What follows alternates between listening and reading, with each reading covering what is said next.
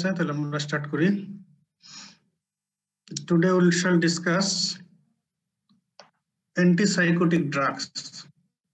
That is drugs used for treatment of psychosis. Mesopsychosis is schizophrenia. Schizophrenia সম্পর্কে idea আছে? জি sir, অল্প। কি idea আছে, কি জানো? স্যার সিজোফ্রেনিয়াতে মানে স্যার এটা একটা থট ডিসঅর্ডার। মানে সিজোফ্রেনিয়াতে স্যার হয় স্যার ওই মানে একটা স্যার মানে পুরো ভ্রান্ত ধারণা থাকে, যে ধারণার কোনো মানে ঠিকই নাই বাস্তবে, আর স্যার উল্টাপাল্টা জিনিস শুনে, উল্টাপাল্টা জিনিস দেখে, এরকম পাগলামি স্যার। থট ডিসঅর্ডার, চিন্তা ভাবনা এলোমেলো, ওলট পালট, এই জন্য তার কথাবার্তাও এলোমেলো, কাজকর্ম এলোমেলো, আবল তাবল, পাগল আর কি।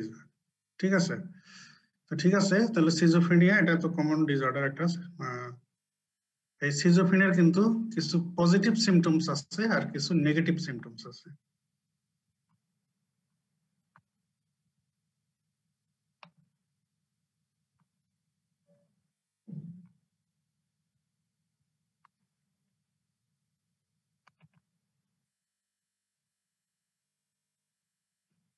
পজিটিভ সিমটম হচ্ছে নাম্বার 1 হ্যালুসিনেশন, এরপর হচ্ছে delusion, disorder thought process, bizarre behaviour. আর নেগেটিভ সিমটমস হচ্ছে social withdrawal, flattening effect, reduced motivation, poor focus. আচ্ছা, পজিটিভ সিমটম গুলো আমাদের বেশি important. Schizophrenia patient hallucination, hallucination means false perception without an external object. আচ্ছা, এই দেখো এখানে কয়েকটা ছবি দেওয়া আছে। একজন সিজোফ্রেনিয়ার পেশেন্ট যার গ্রাজুয়ালি সিমটম ডেভেলপ করছে, সিজোফ্রেনিয়া ডেভেলপ করছে। তো সে একজন পেইন্টার। তো যখন সে প্রায় সুস্থ, প্রথম দিকে একটা ক্যাটকে সে এইভাবে আঁকে। এরপরে যতই তার হ্যালুসিনেশন ডেভেলপ করতে থাকে, তো সে আস্তে আস্তে এরপরে এইভাবে ছবি আঁকলো, তারপরে এইভাবে এক সময় দেখা গেল যে বাস্তবের যে ক্যাট, এর সঙ্গে সে যে ক্যাট আঁকলো তার কোনো মিল নাই। তার মানে তার পারসেপশনটা এরকম ডিসটর্টেড হয়ে যায়। তাহলে অ্যাবনর্মাল অর ফলস বিলিভ আর অ্যাবনর্মাল অর ফলস পারসেপশন, এই হচ্ছে মেইন সিমটম। অ্যাবনর্মাল পারসেপশন এটা হচ্ছে হ্যালুসিনেশন, আর অ্যাবনর্মাল বিলিফ এটা হচ্ছে ডিলিউশন।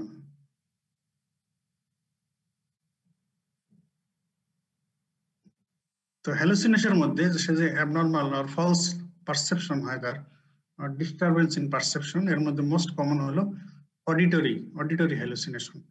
এই জন্য এইসব পেশেন্টদের জিজ্ঞেস করা হয়, হিস্ট্রি নেওয়া হয় যে তারা কানে কেমন আওয়াজ শোনে, গায়েবী আওয়াজ শোনে, এটা বলা হয়, জিজ্ঞেস করা হয় যে গায়েবী আওয়াজ শোনে কিনা। অনেকে বলে হ্যাঁ শোনে। ভিজুয়াল ডিস্টারবেন্সও হতে পারে, মানে পারসেপশনের দিক দিয়ে, ট্যাকটাইল, গাস্টেটরি, অলফ্যাক্টরি হতে পারে। The auditory hallucination is the most common type of hallucination occurring in schizophrenia. Etiologyর মধ্যে hereditary factor, next হলো biochemical factor or biological factor, এবং আমাদের অ্যান্টিসাইকোটিক ড্রাগ থেরাপি এই হাইপোথিসিসকে টার্গেট করে দেওয়া। আমরা যেমন ডিপ্রেশনের ট্রিটমেন্টে যে অ্যান্টি ডিপ্রেসেন্ট ড্রাগস গুলো ইউজ হয়, সেটার বেসিস হলো আমাদের মোনোঅ্যামাইন হাইপোথিসিস। আমরা ডিপ্রেশনের প্যাথোজেনেসিসে দেখাইলাম যে মোনোঅ্যামাইন নিউরোট্রান্সমিটার গুলোর লেভেল কমে যায়, এই জন্য অ্যান্টিডিপ্রেসেন্ট ড্রাগ ইউজ করে মোনোঅ্যামাইন নিউরোট্রান্সমিটার গুলোর লেভেল বাড়িয়ে দিয়ে ডিপ্রেশনের ট্রিটমেন্ট করা হয়। তো সিজোফ্রেনিয়ার ক্ষেত্রে বায়োকেমিক্যাল হাইপোথিসিস আর নিউরোকেমিক্যাল হাইপোথিসিস যেটা, সেটা হলো মোস্ট ইম্পর্টেন্ট ওল্ড হাইপোথিসিস, অনেক আগে থেকে এস্টাবলিশড, সেটা হলো ডোপামিন হাইপোথিসিস। আর ইদানিং কিছুদিন, কয়েক বছর থেকে গ্লুটামেট হাইপোথিসিস এটাও বলা হচ্ছে। তো ওখানে আমরা দেখিয়েছি যে নিউরোট্রান্সমিটার ডিপ্রেশনের ক্ষেত্রে নিউরোট্রান্সমিটারের লেভেল কমে গিয়ে ডিপ্রেশন হয়।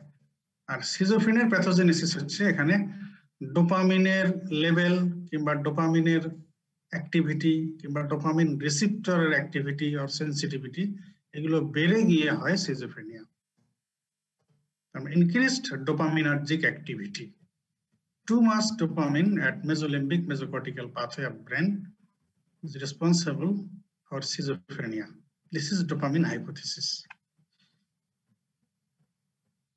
তাহলে মেসোলিম্বিক মেসোকর্টিক্যাল পাথওয়ে, এই পাথওয়েটাই এই সিজোফ্রেনিয়ার সাথে এনগেজড।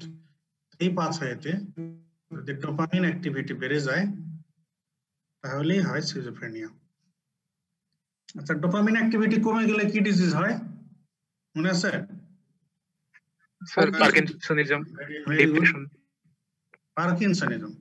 তো এইজন্য পার্কিনসনিজমের ট্রিটমেন্টে আবার যে ড্রাগ ইউজ করা হয় যেগুলো দিলে ডোপামিন অ্যাক্টিভিটি বাড়বে, যেহেতু কমে যায় বাড়ানোর জন্য ড্রাগ ইউজ করা হয়। আর সিজোফ্রেনিয়াতে ডোপামিন অ্যাক্টিভিটি বেড়ে যায়, অনেক বেড়ে যায়, এই জন্য সিজোফ্রেনিয়ার ফিচার হয়। এই জন্য এখানে ট্রিটমেন্ট হলো ডোপামিনার্জিক অ্যাক্টিভিটি যেগুলোকে কমায় দেবে, that is dopamine receptor blocker, D2 receptor blockers. সেগুলো আমরা পরে আসতেছি। এবারে component of management of schizophrenia and others সাইকোসিস, use of antipsychotic drugs, rehabilitation with community support service, psychotherapy. Antipsychotic drugs, rehabilitation and psychotherapy. তো আমাদের মূল ডিসকাশন ড্রাগস নিয়ে। Antipsychotic drugs are classified into two groups. One group is the old antipsychotic drugs, conventional antipsychotic drugs, যেগুলো বহুকাল আগে থেকে use হয়ে আসছে। এগুলোকে নিউরোলেপটিক ড্রাগস বলা হয় এদেরকে, conventional antipsychotic drugs or neuroleptic drugs. এগুলোর এক্সাম্পল হচ্ছে chlorpromazine, haloperidol, fluprazine, perphenazine, thioridazine. Chlorpromazine conventional antipsychotic drugs এর নাম্বার 1 এক্সাম্পল হচ্ছে chlorpromazine. Next haloperidol, trifluoperazine, perphenazine, fluphenazine, thioridazine. এগুলো হলো পুরনো, এই কয়েক বছর থেকে কিছু নতুন অ্যান্টিসাইকোটিক ড্রাগ এসে গেছে। এটাকে আরেক নামেও ডাকা হয় কনভেনশনাল অ্যান্টিসাইকোটিক ড্রাগস, একে বলা হয় টিপিক্যাল অ্যান্টিসাইকোটিক ড্রাগ, টিপিক্যাল। আর নতুন যেগুলো আসছে এগুলোকে বলা হয় অ্যাটিপিক্যাল অ্যান্টিসাইকোটিক ড্রাগস আর নিউয়ার অ্যান্টিসাইকোটিক ড্রাগস। আমরা এই অ্যান্টিডিপ্রেসেন্ট ড্রাগস এর ক্ষেত্রেও দেখেছি নিউয়ার আসছে, এগুলোর কিছু সুবিধা দেখানো হয়েছে। অ্যান্টিসাইকোটিক ড্রাগস এর ক্ষেত্রেও এরকম। ওল্ডার যেগুলো, এগুলো কিন্তু অ্যান্টিসাইকোটিক ড্রাগ হিসেবে, দ্যাট ইজ অ্যান্টিসাইকোটিক ইফেক্ট দেওয়ার জন্য খুবই ইফেক্টিভ, বাট তাদের একটা প্রবলেম হলো this drugs act on different types of receptors. আমাদের অ্যান্টিসাইকোটিক ইফেক্টের জন্য দরকার D2 রিসেপ্টরকে ব্লক করা, কিন্তু এই ড্রাগগুলো, এই ক্লোরপ্রোমাজিন, হ্যালোপেরিডল, ট্রাইফ্লুপেরাজিন, এরা দেখা যায় D2 ছাড়াও আরো অনেক রিসেপ্টরের উপরে কাজ করে। এজন্য আমাদের ডিজায়ার্ড ইফেক্ট হয় D2 ব্লকিং এর কারণে, আর বাকি জায়গাগুলোতে ইফেক্টের কারণে হয় আনডিজায়ার্ড ইফেক্ট, এবং সেগুলো অনেক সিরিয়াস অ্যাডভার্স ইফেক্টস হয়ে যায় এইসব গ্রুপের কনভেনশনাল আর টিপিক্যাল অ্যান্টিসাইকোটিক ড্রাগস ইউজ করলে। এজন্য ডেভেলপ করা হয়েছে অ্যাটিপিক্যাল আর নিউয়ার অ্যান্টিসাইকোটিক ড্রাগস। এর মধ্যে ওলানজেপিন, রিসপেরিডন, কুইটাপিন, অ্যারাইপাইপ্রাজল। ওলানজেপিন, রিসপেরিডন, কুইটাপিন, অ্যারাইপাইপ্রাজল, এগুলো হচ্ছে অ্যাটিপিক্যাল অ্যান্টিসাইকোটিক ড্রাগস। এরা অত মাল্টিপল রিসেপ্টরস এর উপরে এদের অ্যাকশন অল্প কিছু রিসেপ্টরের উপরে। তো chlorpromazine is the first antipsychotic drug. Chlorpromazine is the first antipsychotic drug to develop. Its mechanism of action, আমরা বলে ফেলেছি অলরেডি, যে D2 receptor blocker. It is dopamine receptor. ডোপামিনের 1, 2, 3, 4, 5 পর্যন্ত রিসেপ্টর আছে। তো যে রিসেপ্টর ব্লক করলে অ্যান্টিসাইকোটিক ইফেক্ট পাওয়া যাবে সেটা হলো D2। D2 chlorpromazine blocks dopamine receptor 2, or antipsychotic effect. আচ্ছা, এবারে একটা ইম্পর্টেন্ট স্লাইড, সেটা হলো এটা তোমাদের রিটেনে আসে অনেক সময় ভাইভাই ধরা হয় এবং এটা না পারলে কিন্তু অনেক এক্সামিনার মাইন্ড করেন। What are the dopaminergic pathways within brain? What are the dopaminergic pathways within brain? Mesolimbic mesocortical pathway, nigrostriatal pathway, tuberoinfundibular pathway, medullary periventricular pathway, and incertohypothalamic pathway. Mesolimbic mesocortical pathway, nigrostriatal pathway, tuberoinfundibular pathway, medullary periventricular pathway, incertohypothalamic pathway. তো এই pathway প্রত্যেকটাতে dopamine কাজ করে, এজন্য এগুলো হলো dopaminergic pathways of brain. তবে মেসোলিম্বিক mesocortical pathway, এই পাথওয়েটা related with control of behaviour, behaviour কন্ট্রোলের সঙ্গে এটা রিলেটেড। আর নাইগ্রোস্ট্যাটাল পাথওয়েটা coordination of movement, coordination of movement এটার সঙ্গে রিলেটেড। আর tuberoinfundibular pathway, it physiologically inhibits prolactin release, physiologically inhibit prolactin release। এখন যদি এই পাথওয়ে ডোপামিন অ্যাক্টিভিটি বেড়ে যায় তখন অ্যাবনর্মাল বিহেভিয়ার হয়, দ্যাট ইজ সিজোফ্রেনিয়া হয়ে যায়, সাইকোসিস ডেভেলপ করে। তো এই জন্য যখন অ্যান্টিসাইকোটিক ড্রাগ হিসেবে যেমন ক্লোরপ্রোমাজিন যদি আমরা এটা দিই, ক্লোরপ্রোমাজিন দিলে এই মেসোলিম্বিক মেসোকর্টিক্যাল পাথওয়ের D2 অ্যাক্টিভিটি, D2 রিসেপ্টরকে ব্লক করে দিবে, অফ দিস পাথওয়ে এটা ব্লক হয়ে যাবে। তাহলে যে অ্যাবনর্মাল বিহেভিয়ার হয়ে গেছিল এটা কন্ট্রোল হয়ে যাবে, অ্যান্টিসাইকোটিক ইফেক্ট পাওয়া যাবে।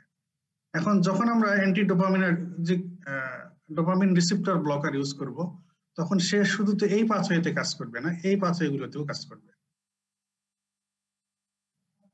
তো এই জন্য যখন নাইগ্রোস্ট্যাটাল পাথওয়ের D2 অ্যাক্টিভিটি এটাও ব্লক হয়ে যাবে, তখন যে কোঅর্ডিনেশন অফ মুভমেন্ট এটা আবার থাকবে না, তখন মুভমেন্ট প্রবলেম হবে, abnormal movement, that is extra pyramidal syndrome, parkinsonism এগুলো হয়ে যাবে, অ্যাকাথেসিয়া এগুলো হয়ে যাবে, আমরা আসতেছি পরে। tuberoinfundibular pathway, it normally inhibits prolactin release, তার মানে এটা ল্যাকটেশন সাপ্রেশন করে নরমালি। তো যদি এই পাথওয়ে ইনহিবিট হয়ে যায় তাহলে আর প্রোল্যাকটিন ইনহিবিশন হবে না, প্রোল্যাকটিন বেশি রিলিজ হবে, ল্যাকটেশন গ্যালাক্টোরিয়া হয়ে যায়। ঠিক আছে, তাহলে এই পাঁচটার মধ্যে এই তিনটা পাথওয়ে মনে রাখতে হবে, অন্তত ইম্পর্টেন্ট, কোনটা কার সঙ্গে লিঙ্কড। তাহলে অ্যান্টিসাইকোটিক ইফেক্টের সঙ্গে লিঙ্কড হচ্ছে মেসোলিম্বিক মেসোকর্টিক্যাল পাথওয়ে। এই পাথওয়ে D2 রিসেপ্টর ব্লক করে দিলে অ্যাবনর্মাল বিহেভিয়ার কন্ট্রোল হয়ে যাবে, অ্যান্টিসাইকোটিক ইফেক্ট পাওয়া যাবে। বাট এট এ টাইম এই পাথওয়েগুলোতেও যে dopamine receptor blocker chlorpromazine, haloperidol এগুলো কাজ করবে, এই কারণে এগুলোর কারণে আবার অ্যাডভার্স ইফেক্ট হবে। তো কি কি অ্যাডভার্স ইফেক্ট সামনে আসতেছে আমরা। আচ্ছা, এখানে মেসোলিম্বিক মেসোকর্টিক্যাল পাথওয়ে অফ ব্রেন দেখানো হয়েছে।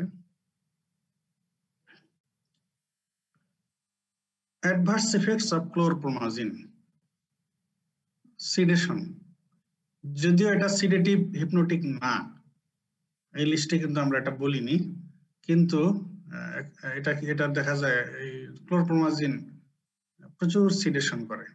ইভেন অনেক সময় দেখা যায় যে যারা বেনজোডায়াজিপিন গ্রুপের ড্রাগ অনেকদিন খায়, তো পরবর্তীতে তাদের একটু টলারেন্স ডেভেলপ করে, খুব একটা সিডেশন হয় না, তো তাদের ক্ষেত্রে অনেক সময় ক্লোরপ্রোমাজিন দিয়ে সিডেট করা হয় যদি দরকার হয়।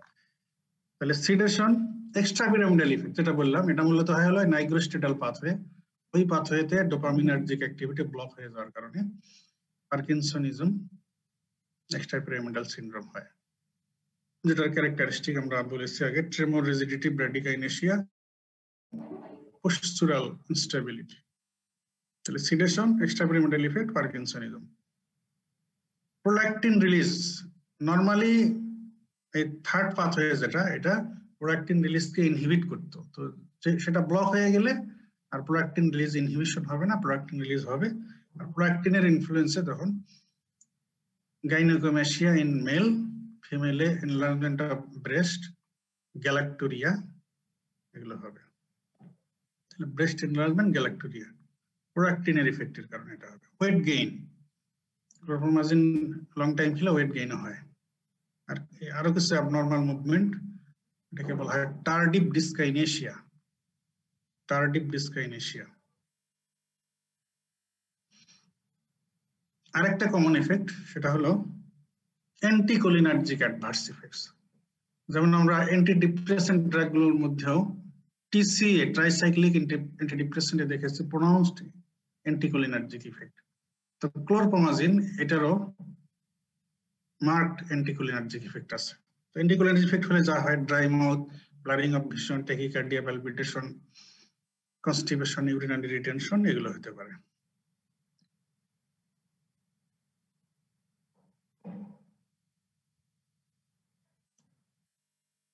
অ্যান্টি-অ্যাড্রেনার্জিক ইফেক্ট, ক্লোরপ্রোমাজিন আলফা রিসেপ্টরকেও ব্লক করে।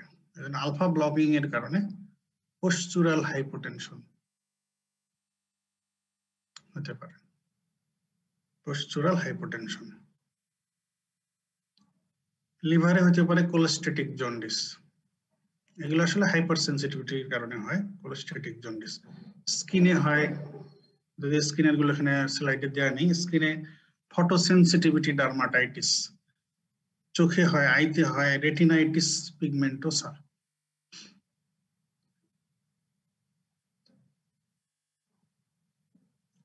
তাহলে adverse effect, sedation, extrapyramidal effect, parkinsonism, breast enlargement, galactorrhoea, weight gain, tardive dyskinesia, akathisia, এগুলো কিছু টার্ম আছে অ্যাবনর্মাল মুভমেন্টের। Anticholinergic adverse effects,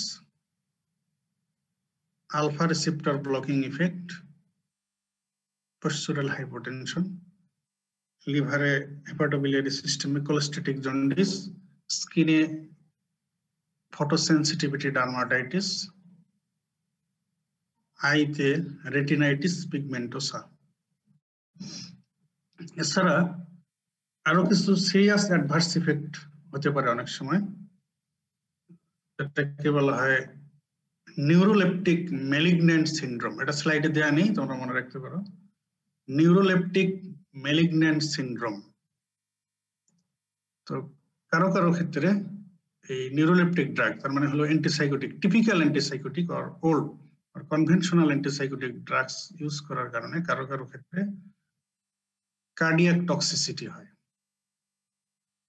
cardiac toxicity হয়, even prolonged QT interval, cardiac arrhythmia, torsity pointis, এই ধরনের অ্যারিথমিয়া হতে পারে। তো তখন এটাকে বলে neuroleptic malignant syndrome. Neuroleptic malignant syndrome. আচ্ছা, এখানে একটা কোশ্চেন জিজ্ঞেস করা হয়, আমরা বললামই যে ক্লোরপ্রোমাজিন মানে কনভেনশনাল অ্যান্টিসাইকোটিক ড্রাগস গুলো এরা লট অফ রিসেপ্টরস এর উপরে কাজ করে। তো আমাদের অ্যান্টিসাইকোটিক ইফেক্টস এর জন্য দরকার হচ্ছে D2 রিসেপ্টর। D2 রিসেপ্টর উপরে কাজ করা দরকার। তো এই কনভেনশনাল আর ওল্ড অ্যান্টিসাইকোটিক ড্রাগস গুলো D2 ছাড়া আরো কিছু রিসেপ্টরের উপরে কাজ করে। যেমন আমরা অলরেডি অ্যাডভার্স ইফেক্টে দেখাইলাম যে এটা অ্যান্টিকোলিনার্জিক অ্যাডভার্স ইফেক্ট দিচ্ছে, তার মানে এটা মাসকারেনিক রিসেপ্টরকেও ব্লক করে, মাসকারেনিক। এছাড়া এটা হিস্টামিন রিসেপ্টরকে ব্লক করে, সেরোটোনিন রিসেপ্টরকে ব্লক করে, অ্যাড্রেনার্জিক আলফা 1 অ্যাড্রেনার্জিক রিসেপ্টরকে ব্লক করে, অপিওয়েড রিসেপ্টরকে ব্লক করতে পারে। আর D2 ছাড়া অন্য D1 রিসেপ্টর এটাকে ব্লক করতে পারে।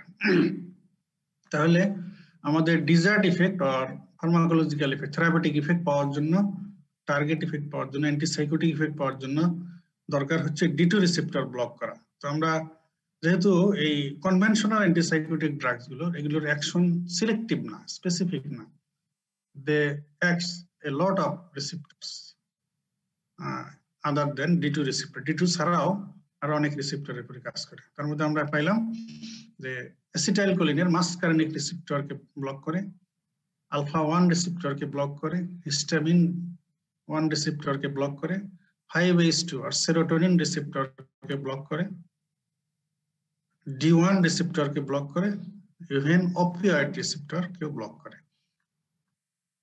এই জন্য অনেক অ্যাডভার্স ইফেক্টই আসলে এই যে আদার রিসেপ্টরস এর সঙ্গে বাইন্ড করার কারণে, যেমন আমরা অ্যান্টিকোলিনার্জিক আর অ্যান্টিমাস্কারিনিক অ্যাডভার্স ইফেক্ট গুলো পাইলাম যেহেতু মাস্কারিনিক রিসেপ্টরকে ব্লক করে। তো আলফা 1 অ্যাড্রেনার্জিক রিসেপ্টরকে ব্লক করার কারণে আমরা পাইলাম পোস্চুরাল হাইপোটেনশন হয়। আর আদার কিছু কিছু রিসেপ্টর ব্লক করার কারণে কিছু কিছু ক্ষেত্রে আবার আমরা কিছু বেনিফিটও নেই। আচ্ছা, এটা আসতেছি পরে, ইউজের মধ্যে আসবে এটা।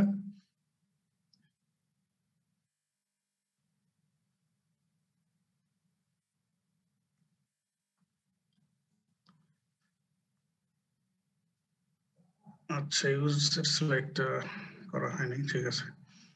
আচ্ছা, এখন তাহলে আমরা ইউজেস অফ অ্যান্টিসাইকোটিক ড্রাগস, আর যদি স্পেসিফিক্যালি বলি ক্লোরপ্রোমাজিন।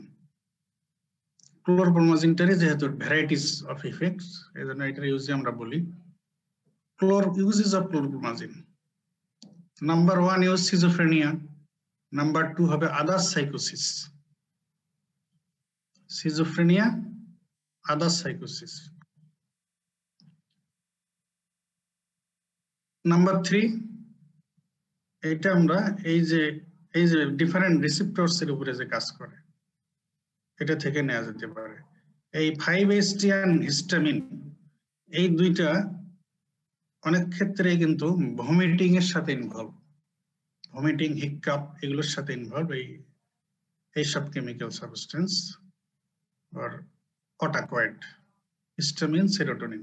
এজন্য দেখা যায় যে ইন্ট্রাক্টেবল ভমিটিং, যখন ইউজুয়াল অ্যান্টিএমিটিক ড্রাগস, বমির যেসব ওষুধ এগুলো দিয়ে ভমিটিং কন্ট্রোল হয় না, তো সেক্ষেত্রে অনেক সময় ক্লোরপ্রোমাজিন দিয়ে দেওয়া হয়, তাহলে ভমিটিং কন্ট্রোল বলে। ইন্ট্রাক্টেবল ভমিটিং, ইন্ট্রাক্টেবল হিককাপ। হিককাপ বুঝো? স্যার হাসি, স্যার হাসি, হিচকি, হেসকি, হেসকি স্যার, সরি হেসকি। অনেকের হেসকি, হিককাপ অনেক সময় ইন্ট্রাক্টেবল হয়ে যায়। এমনি মাঝে সাঝে হিককাপ তো যে কারোই হতে পারে, কিন্তু অনেক সময় দেখা যায় হিককাপ হচ্ছে তো হচ্ছেই, 1 দিন 2 দিন 3 দিন চলছে হিককাপ, হিককাপ আর থামতেছে না, এরকম কিন্তু অনেক সময় হয়, এরকম পেশেন্ট অনেক সময় আসে। তো অনেক ক্ষেত্রে আবার এটার আন্ডারলাইং প্যাথোলজিও থাকে, অনেক ডিজিজ আছে সেগুলোর কারণে হিককাপ হয়। তো যাই হোক, তো এই হিককাপ অনেক সময় যখন রুটিন ট্রিটমেন্টে কন্ট্রোল হয় না, এই হিককাপ কন্ট্রোল, ইন্ট্রাক্টেবল হিককাপ কন্ট্রোল করার জন্য অনেক সময় ক্লোরপ্রোমাজিন দেওয়া হয়। তো এই ক্ষেত্রেও এটা ইফেক্টিভ। আচ্ছা, আরেকটা হলো যে এই যে ওপিয়েড রিসেপ্টর এর উপরে কাজ করে, এই ফাংশনটাকে বেনিফিট নেওয়া হয় এটার থেকে। সেটা হলো অনেক সময় অ্যানাস্থেসিয়ার অ্যাডজাংক্ট হিসেবে ক্লোরপ্রোমাজিন ইউজ করা হয়। এটাকে বলা হয়, এই টার্মটাকে বলা হয় যে ক্ষেত্রে অ্যানাস্থেসিয়ার সঙ্গে এই নিউরোলেপটিক ড্রাগ আর অ্যান্টিসাইকোটিক ড্রাগ ক্লোরপ্রোমাজিনও দেওয়া হয়। তাহলে অ্যানাস্থেসিয়া আর সাথে এই নিউরোলেপটিক্স এর নিউরোলেপ্ট, এটা দুইটা মিলে একটা টার্ম চলে আসছে, সেটা হলো নিউরোলেপ্ট অ্যানাস্থেসিয়া, নিউরোলেপ্ট অ্যানাস্থেসিয়া। তাহলে এক্ষেত্রে অ্যানাস্থেসিয়ার অ্যাডজাংক্ট হিসেবে এই ক্লোরপ্রোমাজিন ইউজ করা হয়। এটার কারণ হলো যে সে অপিওয়েড রিসেপ্টরের উপরে কাজ করে, তাহলে সেটা অ্যানাস্থেসিয়ার অ্যাডজাংক্ট হিসেবে কাজ করে। তাহলে আমরা এছাড়াও সিজোফ্রেনিয়া ছাড়াও কতগুলো ইউজ পাইলাম। তাহলে নাম্বার 1 ইউজ অফ ক্লোরপ্রোমাজিন হচ্ছে সিজোফ্রেনিয়া, নাম্বার 2 আদার সাইকোসিস, নাম্বার 3 হলো ইন্ট্রাক্টেবল হিককাপ, নাম্বার 4 ইন্ট্রাক্টেবল ভমিটিং, নাম্বার 5 বললাম adjunct of anesthesia in neuroleptic anesthesia. Another use সেটা হচ্ছে যেহেতু হিস্টামিন রিসেপ্টর ব্লকার হিসেবেও ক্লোরপ্রোমাজিনের অ্যাকশন আছে, তাহলে আর কোথায় ইউজ করা যেতে পারে বলো দেখি? হিস্টামিনের কি ইফেক্ট, ফিজিওলজিক্যাল ইফেক্ট কি? অনেক ইফেক্ট আছে, তার মধ্যে আমাদের ভ্যাসোডাইলেশন তো ঠিক আছে। ভ্যাসোডাইলেশন হইলে কি হতে পারে? স্কিনের ভ্যাসোডাইলেশন যদি হয় কি হবে? Sir profuse hypotension, postural hypotension sir, hypotension হবে স্যার। অত কঠিন কথায় যাওয়ার দরকার নাই, সিস্টেমে যাওয়ার দরকার নাই, লোকালি আসো। এনজিওডিএমা স্যার। এনজিওডিএমা আর কি হবে? কমন কথা বলো। আমরা স্যার ইচিং হলে কি কি ওষুধ দেই? ইচিং হলে অ্যান্টিহিস্টামিন স্যার। কেন দেই? Allergic reaction sir. অ্যান্টিহিস্টামিন দেই কেন? তার মানে হিস্টামিন স্যার অ্যালার্জি করে, ওইটা তার মানে বন্ধ করে। হিস্টামিনের কারণে ইচিং অ্যালার্জি এগুলো হয়, এজন্য তো আমরা অ্যান্টিহিস্টামিন দিই। তো তাহলে এটা আরেকটা ইউজ, যে হিস্টামিন যেহেতু হিস্টামিন রিসেপ্টরকেও সে ব্লক করে, তার মানে হিস্টামিনের ইফেক্টকেও তাহলে সে ব্লক করতে পারবে ক্লোরপ্রোমাজিন। তো এই জন্য অনেক সময় তো ইউজুয়ালি তো আমরা হিস্টামিনের কারণে যে ইচিং হচ্ছে, অ্যালার্জি হচ্ছে, ইচিং আমরা ধরি প্রুরিটাস। ইচিং এর মেডিকেল টার্ম হচ্ছে প্রুরিটাস। তো প্রুরিটাসে ট্রিটমেন্টে অ্যান্টিহিস্টামিন ইউজ করা হয়। তো অনেক সময় এই অ্যান্টিহিস্টামিন দিয়েও যদি ইচিং কন্ট্রোল করা না যায়, প্রুরিটাস কন্ট্রোল করা না যায়, তো তখন কিন্তু অনেক সময় ক্লোরপ্রোমাজিন অ্যাড করে দেওয়া হয়। তার মানে ইন্ট্রাক্টেবল প্রুরিটাস, এটাও আরেকটা ইউজ অফ ক্লোরপ্রোমাজিন। ঠিক আছে, তাহলে schizophrenia, other psychosis, intractable hiccup, intractable vomiting, intractable pruritus, add adjunct of anesthesia in neurolept anesthesia. তাহলে কতগুলো ইউজ আমরা পেলাম। আচ্ছা, এখন অনেক সময় তোমাদের রিটেনে কোশ্চেন এইভাবে আসতে পারে যে write down the consequences of D2 receptor blockade. যদি এইভাবে কোশ্চেন আসে কিভাবে আনসার করবা? Write down the consequences of D2 receptor blockade. D2 receptor block করলে ইন ব্রেনে আমরা মূলত বলতেছি, ব্রেনে D2 receptor ব্লক করলে এর কনসিকুয়েন্স কি হতে পারে? স্যার অ্যান্টিসাইকোটিক মানে সিজোফ্রেনিয়া প্রিভেন্ট করে। এটা তোমাদের এই যে এই পাথওয়ে দিয়ে এক্সপ্লেইন করা ইজি। ঠিক আছে, এই যে 5 ডোপামিনার্জিক পাথওয়েস অফ ব্রেন। ঠিক আছে, আচ্ছা, তো নাম্বার 1 হচ্ছে মেজোলিম্বিক মেজোকর্টিক্যাল পাথওয়ে। আমরা এই পাথওয়ের D2 রিসেপ্টর ব্লক করে দিলাম। তো এই পাথওয়ের D2 অ্যাক্টিভিটি ওভার হওয়ার কারণে পেশেন্টের সিজোফ্রেনিয়া সাইকোসিস হয়ে গিয়েছিল। এখন আমরা D2 রিসেপ্টর ব্লকার ক্লোরপ্রোমাজিন আর আদার D2 রিসেপ্টর ব্লকার ইউজ করলাম। তাহলে এই পাথওয়ে D2 রিসেপ্টর ব্লক হয়ে গেলে তার বিহেভিয়ারটা কন্ট্রোলে চলে আসলো, অ্যান্টিসাইকোটিক ইফেক্ট পাওয়া গেল। এটা হচ্ছে আমাদের ডিজায়ার্ড ইফেক্ট। এখন অন্য পাথওয়ে গুলোতে আসো। তো nigrostriatal pathway, this pathway is normally involved in coordination of movement. তো আমাদের মুভমেন্ট কোঅর্ডিনেশন থাকা এটা তো নরমালি আমাদের দরকার। তো এখন যখন আমরা এই অ্যান্টিসাইকোটিক ইফেক্ট পাওয়ার জন্য D2 রিসেপ্টর ব্লক করছি, তখন এই ফার্স্ট পাথওয়ে ব্লক করে তো আমরা আমাদের ডিজায়ার্ড ইফেক্ট পেয়ে গেছি। ঠিক আছে, কিন্তু এই পাথওয়ে গুলোতেও যে D2 রিসেপ্টর ব্লক হয়ে যাবে, এই কারণে আমাদের আনডিজায়ার্ড ইফেক্ট হবে। তো নাইগ্রোস্ট্রাটাল পাথওয়ে D2 অ্যাক্টিভিটি ব্লক হয়ে গেলে হয়ে যাবে এক্সট্রাপিরামিডাল সিনড্রোম, লাইক পার্কিনসনিজম, টার্ডিভ ডিসকাইনেশিয়া, একাথেশিয়া, এসব অ্যাবনর্মাল মুভমেন্ট আর কোঅর্ডিনেশন থাকবে না, অ্যাবনর্মাল মুভমেন্ট হয়ে যাবে। তাইলে extrapyramidal syndrome, parkinsonism like effect, akathisia, tardive dyskinesia. এখন টিউবার ইনভান্টিবুলার পাথওয়ে, যদি এটা বলে ফেলছে অলরেডি, তো এই পাথওয়ে নরমালি কি করে? ল্যাকটেশন সাপ্রেশন করে বাই ইনহিবিটিং প্রোল্যাকটিন রিলিজ। তখন এই পাথওয়ে D2 রিসেপ্টর যদি ব্লক হয়ে যায়, তাহলে প্রোল্যাকটিন ইনহিবিটরি ইফেক্ট এটা থাকবে না, তাহলে প্রোল্যাকটিন রিলিজ হবে। প্রোল্যাকটিন রিলিজ হলে ব্রেস্ট এনলার্জমেন্ট, গাইনোকোমেশিয়া, গ্যালাক্টোরিয়া এগুলো হবে। আচ্ছা, মেডুলারি পেরিভেন্ট্রিকুলার পাথওয়ে, এটার ফাংশনটা এখানে যদিও দেওয়া নেই। This pathway is involved in eating behavior. খাওয়ার কন্ট্রোল এই পাথওয়ের সাথে রিলেটেড। তো যদি এই পাথওয়ে নরমালি অ্যাকশন করে, তাহলে তার খাওয়া দাওয়া কন্ট্রোল থাকবে, কন্ট্রোল। আর যদি এই পাথওয়ে D2 রিসেপ্টর ব্লক হয়ে যায়, তাহলে তার খাওয়ার কন্ট্রোল থাকবে না, সে ওভার ইটিং করবে, আর ওভার ইটিং করলে ওয়েট গেইন হয়ে যাবে। এই জন্য আমরা এর অ্যাডভার্স ইফেক্টে কিন্তু দেখিয়েছি, chlorpromazine adverse effect weight gain. Insert hypothalamic পাথে এটার ফাংশন হিউম্যানের ক্ষেত্রে এস্টাবলিশ না, এটা অ্যানিমালের পর্যায়ে আছে, তো এটা জটে নেওয়ার কথা নাই। তাহলে এই পাথে থেকে আমরা কিছু কথা বলবো। What are the consequences of D2 receptor blockade? তাহলে এই পাথওয়ে দিয়ে ফার্স্ট পাথওয়ে দিয়ে অ্যান্টিসাইকোটিক ইফেক্ট, ডিজায়ার্ড ইফেক্ট আমরা পাবো, আর বাকি পাথওয়ে গুলো দিয়ে প্রত্যেকটা পাথওয়ের যে ফাংশন সেটা করে ব্লক হয়ে গিয়ে অ্যাডভার্স ইফেক্ট হয়ে যাচ্ছে। তাহলে নাইগ্রোস্ট্যাটাল পাথওয়ে ব্লক হয়ে যাওয়ার কারণে extrapyramidal syndrome, parkinsonism, akathisia, tardive ডিসকাইনেসিয়া।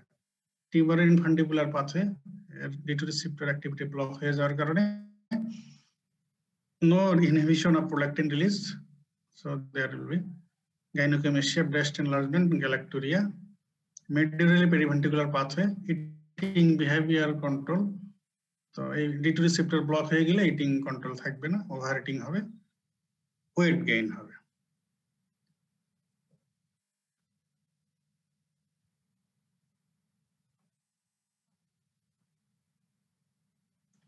Achha. Now another question, it also important for both written and viva. Compare and contrast conventional or typical antipsychotic drugs and atypical antipsychotic drugs. এটা যেমন আমরা antidepressant ড্রাগের ক্ষেত্রেও TCA tricyclic antidepressant এর সঙ্গে SSRI এর comparison এটা discussion করেছে। তো অ্যান্টিসাইকোটিক ড্রাগস এর relation of typical or conventional antipsychotic drugs এর সঙ্গে অ্যাটিপিক্যাল আর নিউয়ার আর নভেল অ্যান্টিসাইকোটিক ড্রাগস এর কম্পারেটিভ ডিসকাশন। তো এই ডিসকাশনে আমরা দেখাচ্ছি, আসলে আমরা দেখলামও যে কনভেনশনাল অ্যান্টিসাইকোটিক ড্রাগস গুলো যেমন ক্লোরপ্রোমাজিন এ লট অফ রিসেপ্টরস এর উপরে কাজ করে। এই জন্য আমাদের টার্গেট যেটা D2 রিসেপ্টর, এটা ছাড়াও সে যেহেতু অ্যাসিটাইলকোলিনের muscarinic receptor, histamine 1 receptor, 5-HT2 or serotonin receptor, opioid receptor, D1 receptor, alpha 1 receptor, কত রিসেপ্টর উপর কাজ করতেছে।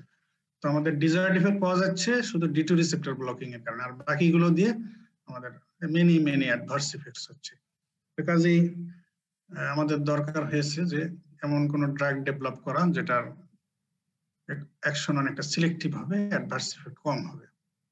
তো সেই নিউয়ার ড্রাগ গুলোকে বলা হয় atypical antipsychotic drug or newer or novel antipsychotic drugs. তো এগুলোর অ্যাডভান্টেজ বেশি, এটাই দেখানো হয়েছে। তো atypical antipsychotic drugs alleviate both positive and negative symptoms of schizophrenia. এই যে আমরা সিম্পটমে দেখিয়েছি পজিটিভ সিম্পটম, নেগেটিভ সিম্পটম। তো টিপিক্যাল গুলো মূলত পজিটিভ সিম্পটমকেই রিলিভ করে। যেসব পেশেন্ট হইচই করে, ভাঙচুর করে, লাফালাফি, ছুটাছুটি করে, তো তাদেরকে কন্ট্রোল করার ক্ষেত্রে টিপিক্যাল অ্যান্টিসাইকোটিক ড্রাগ গুলো very effective, very much effective. কিন্তু নেগেটিভ সিম্পটম যাদের থাকে তাদের ক্ষেত্রে ওগুলো অত বেশি ইফেক্টিভ না। সেই জন্য atypical antipsychotic drug elevate both positive and negative symptoms greater extent than conventional antipsychotic drug. Atypical antipsychotic drugs have greater efficacy for refractory schizophrenia. Refractory schizophrenia treatment কিছুতেই কন্ট্রোলে আনা যাচ্ছে না, এরকম যদি হয়, রিফ্র্যাক্টরি ডিপ্রেশন এরকম রিফ্র্যাক্টরি হয়, রেজিস্ট্যান্ট ডিপ্রেশন হয়, তো সিজোফ্রেনিয়া এরকম হতে পারে refractory to treatment, refractory to treatment with conventional antipsychotic drugs. তো যাদেরকে ওই টিপিক্যাল অ্যান্টিসাইকোটিক ড্রাগ দিয়ে কন্ট্রোল করা যায় না, এদেরকে দেখা যায় অ্যাটিপিক্যাল অ্যান্টিসাইকোটিক ড্রাগ দিয়ে কন্ট্রোল করা যায়। তো টিপিক্যাল অ্যান্টিসাইকোটিক ড্রাগস এর অনেক অ্যাডভার্স ইফেক্টস আমরা দেখলাম, তার মধ্যে এক্সট্রা পিরামিডাল সাইড ইফেক্ট একটা। তো অ্যাটিপিক্যালে এক্সট্রা পিরামিডাল সাইড ইফেক্টের চান্স কম। মুভমেন্ট ডিসঅর্ডার, টার্ডিভ ডিসকাইনেসিয়া, অ্যাকাথিসিয়া, এগুলোর চান্সও অ্যাটিপিক্যাল অ্যান্টিসাইকোটিক ড্রাগসে কম।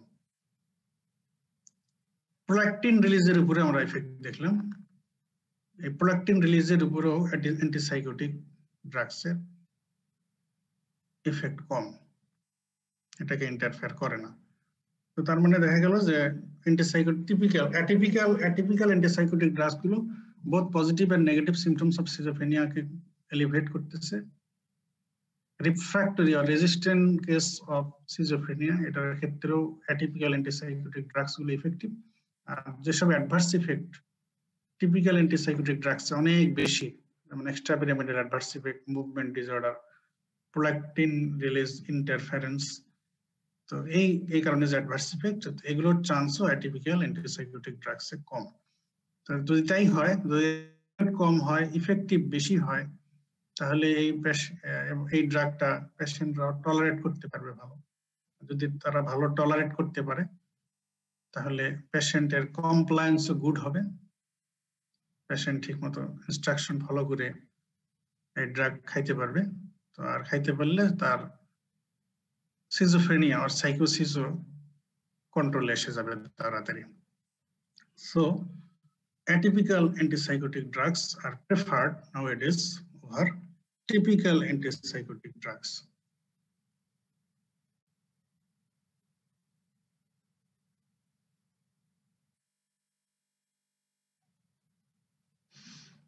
আচ্ছা এখন আমরা ইয়াতে আসি একটা কোশ্চেন এটা তোমাদের ভাইভা এন্ড রিটেনের জন্য ইম্পর্টেন্ট কোশ্চেন স্লাইডে দেয়া নেই আমি ডিসকাস করতেছি সেটা হলো প্রায় একটা কোশ্চেন আসে আচ্ছা কোশ্চেনে যাওয়ার আগে আমি তোমাদের কাছ থেকে কিছু একটা আনার চেষ্টা করি তারপরে ডিসকাস করি সেটা হলো এই যে আমরা দেখলাম টিপিক্যাল অ্যান্টিসাইকোটিক ড্রাগস গুলোর ক্ষেত্রে যেমন ক্লোরোপ্রোমাজিনের ক্ষেত্রে ইম্পর্টেন্ট অ্যাডভার্স ইফেক্ট একটা হচ্ছে extrapyramidal adverse effect like parkinsonism akathisia tardive dyskinesia এরকম তো তাই যদি হয় তাহলে আমাদের কি করার আছে ক্লোরোপ্রোমাজিন দিলেই এটা কিন্তু সবাই এটা ফার্স্ট মাথায় এটাই নেয় যে এক্সট্রা পিরামিডাল সাইড ইফেক্ট হতে পারে তাহলে আমরা কিভাবে এটাকে ম্যানেজ করতে পারি বলো साथ ही sir anticholinergic drug use करते हैं ভেরি গুড কেমন পারলা তুমি স্যার যেহেতু স্যার ওই পার্কিনসনিজমের জন্য ইউজ করা হয় সেই জন্য স্যার ওইটা হ্যাঁ ঠিক আছে তাহলে এক্সট্রাপিরামিডাল অ্যাডভার্স ইফেক্টের মধ্যে কমন হচ্ছে পার্কিনসনিজম তাই না তো পার্কিনসনিজমের ট্রিটমেন্টে আমরা কি দেখেছি যে ওখানে কিছু ড্রাগ আছে যেগুলো ডোপামিনার্জিক অ্যাক্টিভিটি বাড়ায় আর কিছু ড্রাগ আছে যেগুলো কোলিনার্জিক অ্যাক্টিভিটি কমায় বা ব্লক করে তো এই দুই ভাবেই পার্কিনসনিজমকে ম্যানেজ করা যায় তো যেহেতু আমরা ডোপামিনার্জিক অ্যাক্টিভিটি ব্লক করতেছি আমাদের অ্যান্টিসাইকোটিক ইফেক্টের জন্য কাজে আমরা এই গ্রুপের ড্রাগ দিয়ে আমরা এটা ম্যানেজ করব না তাহলে তো আমাদের এই ড্রাগ ইউজের কোনো ভ্যালু থাকবে না তো আমরা ট্রাই করব হচ্ছে আরেকটা গ্রুপ যেটা অ্যান্টিকোলিনার্জিক অ্যান্টিমাস্কারিনিক ড্রাগস যেটা দিয়েও পার্কিনসনিজম ম্যানেজ করা যায় সেই গ্রুপের ড্রাগ দিয়ে তাহলে যেটা করা হয় সেটা হলো যে যখন কাউকে এই ক্লোরোপ্রোমাজিন হ্যালোপেরিডল ট্রাইফ্লুপ্রাজিন এইসব ড্রাগ প্রেসক্রাইব করা হয় কনকারেন্টলি সিমultaneously তাকে অ্যান্টিকোলিনার্জিক ড্রাগও দিয়ে দেওয়া হয় এখন তাহলে বলো হয় অ্যান্টি পার্কিনসনিয়ান অ্যান্টিকোলিনার্জিক ড্রাগস মানে আছে প্রোসাইক্লিডিন কোন অ্যান্টিকোলিনার্জিক ড্রাগস গুলো পার্কিনসনিজমের treatment effective sir benzhexol benztropine very good আর প্রোসাইক্লিডিন হ্যাঁ প্রোসাইক্লিডিন এই গ্রুপের সবচেয়ে পুরনো ড্রাগ এটা অনেক কাল থেকে ইউজ হয়ে আসছিল তাহলে আগে কোশ্চেনটা আমরা এইভাবে দিতাম যে justify combination of or concurrent administration of chlorpromazine and procyclidine তাহলে justify concurrent administration of chlorpromazine and procyclidine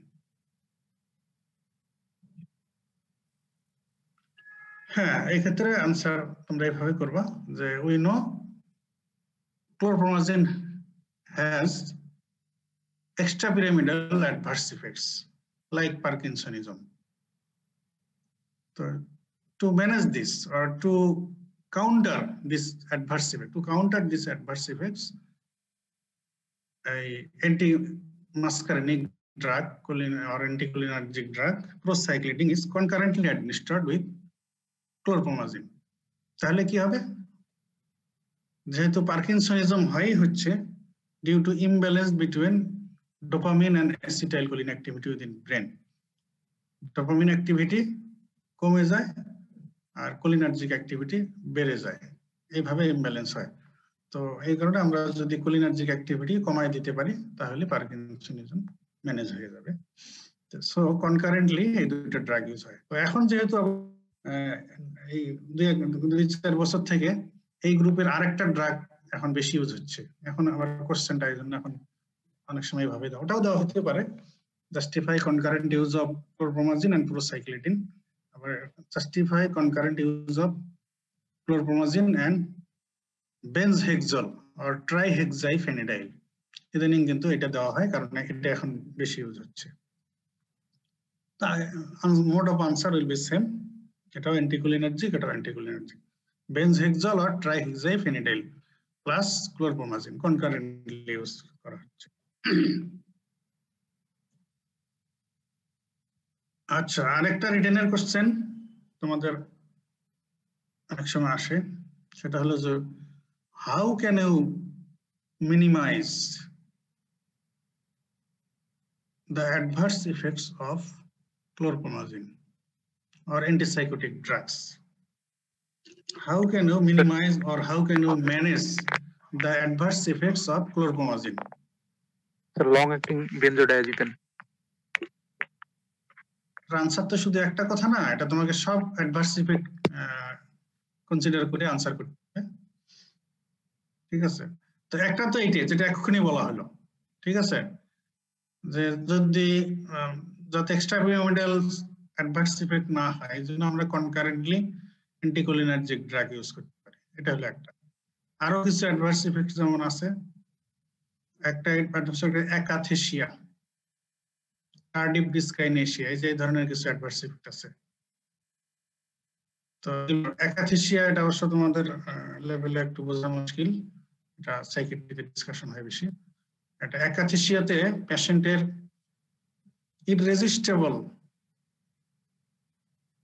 physical limb movement হতে থাকে, রেস্টলেসনেস হতে থাকে, সে মানে দাঁড়ায় স্থির থাকতে পারে না, তাকে হাত পা নাড়াচাড়া করতে হয়, এরকম একটা ইররেজিস্টেবল রেস্টলেসনেস করে।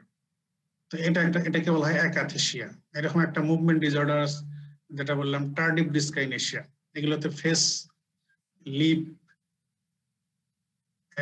এগুলো এতে অ্যাবনরমাল মুভমেন্ট হয়, এগুলো যে মাসেল আছে এগুলোর অ্যাবনরমাল স্পাজমের কারণে মুভমেন্ট হয়, আছে প্রবলেম আছে।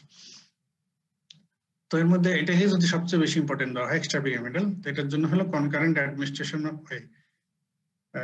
Anticholinergic drug. ওই ইররেজিস্টেবল রেস্টলেসনেস যেটাতে হয় এটার জন্য ইফেক্টিভ হচ্ছে বিটা ব্লকার, প্রোপানোলল এবং বেনজোডায়াজিপিন, ডায়াজিপাম, এগুলো ইফেক্টিভ। এখন যদি এমন হয় যে আমরা এইসব কাউন্টার করার জন্য যেসব ড্রাগ ইউজ করার কথা বলা হলো, যেমন anticholinergic drug, beta blocker, diazepam, এগুলো ইউজ করেও তার অ্যাডভার্স ইফেক্ট ম্যানেজ হচ্ছে না, তখন কি করতে হবে? নিউয়ার যেগুলো আছে নোবেল নতুন তখন আমাদেরকে সুইচ করতে হবে to newer or atypical antipsychotic drugs, এটাতে সুইচ করতে হবে।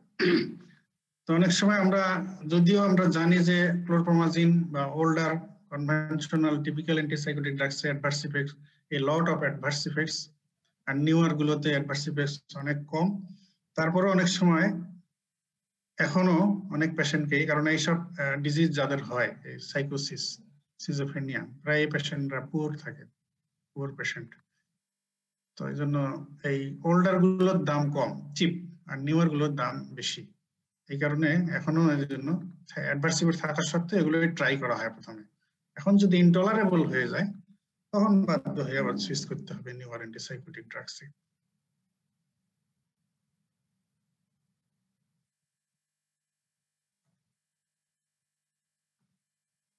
পার্সোনালিটি ডিসঅর্ডার তোমাদের দরকার নাই। আচ্ছা, আর কি ট্রিটমেন্ট আছে এই সিজোফ্রেনিয়া আর সাইকোসিসের? সাইকোথেরাপি। সাইকোথেরাপি, রিহ্যাবিলিটেশন এগুলো, আর অনেক সময় রেজিস্ট্যান্ট কেস অফ সিজোফ্রেনিয়া, এটাতেও ওই কালকে যে বলেছি ইসিটি মনে আছে? জি স্যার। ইসিটি মনে আছে কি? জি স্যার, ইলেকট্রোকনভালসিভ থেরাপি স্যার।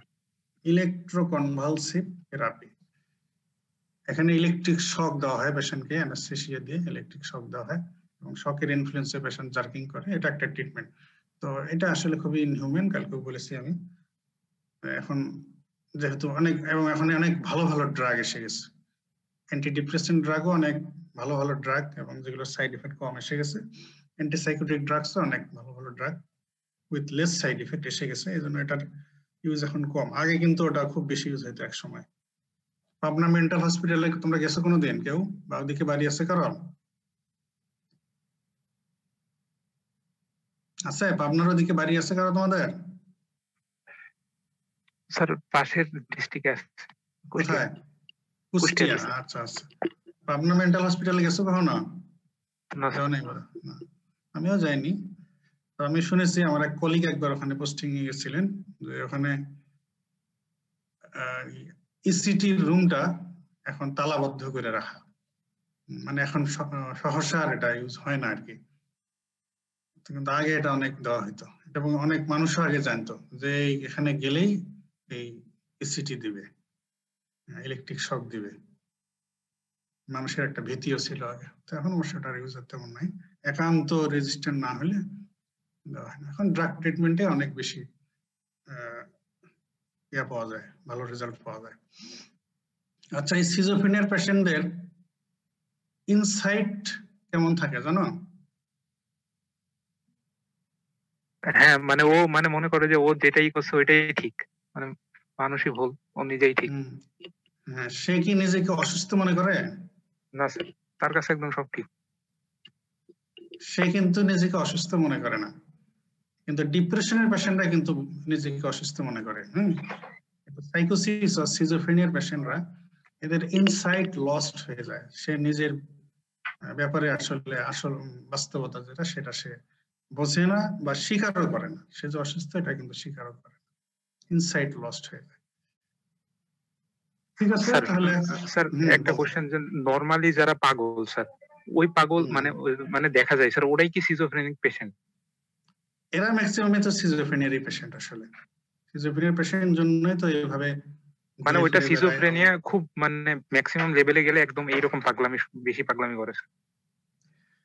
এখন পাগল তো অনেকে আসলে আমাদের দেশে অনেক ইচ্ছে করে পাগল সাজে, সেটাও হতে পারে, কিন্তু জেনুইন পাগল যেগুলো, এগুলো তো সিজোফ্রেনিয়ারই পেশেন্ট। জি স্যার। ওকে, ঠিক আছে, তাহলে আমরা সাইকিয়াট্রি রিলেটেড ড্রাগস এটা ডিসকাশন শেষ করে ফেললাম। তো নেক্সট হয়তো আমরা সেডেটিভ হিপনোটিক্স হয়ে গেছে। আচ্ছা, তোমরা অ্যানালজেসিক্সে চলে যাবো হয়তো, অপিয়েড নন অপিয়েডস। ঠিক আছে, এদিকে তোমাদের ক্লাস কয়টা হয়েছে, কি কত হয়েছে? অ্যান্টিবায়োটিক্স, অ্যান্টিমাইক্রোবিয়ালস? স্যার এদিকে আমাদের শুধু পেনিসিলিন পর্যন্ত হয়েছে, তাও ভালোভাবে হয়নি, মানে ক্লাস স্যার বন্ধ ছিল গত সপ্তাহে, ভালো মতো হয়নি। গত সপ্তাহে নেটও ডিস্টার্ব করছে, তাই না? জি স্যার। ঠিক আছে, তোমরা এখন ম্যাডামের সাথে যোগাযোগ করো। আচ্ছা, কালকে তো আরেকটা ক্লাস আছে আমার, তাই না? জি স্যার। আচ্ছা, ঠিক আছে। আসসালামু আলাইকুম স্যার।